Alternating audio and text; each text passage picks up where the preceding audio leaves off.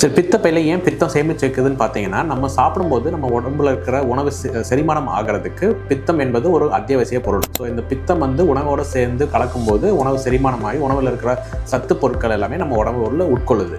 So இந்த பித்தம் இதனால் தேவைப்படுறங்காட்டி தான் நம்ம பித்தம் வந்து சாப்பிடும்போது மட்டும்தான் அது வெளியே வரணும். ஸோ மற்ற நேரங்களில் நம்ம ஏதாவது வேலை செய்கிறோம், நம்ம ஏதாவது தூங்குறோம் அப்படின்னா அந்த டைமில் பித்தம் வெளியே வந்துச்சுன்னா நமக்கு நெஞ்செரிச்சல், நமக்கு வந்து அஜீரண கோளாறு, நமக்கு வந்து வயிற்று வலி, நமக்கு வந்து இந்த புளிச்சி ஏப்பம் போன்ற சில சிம்டம்ஸ்லாம் இருக்கும்.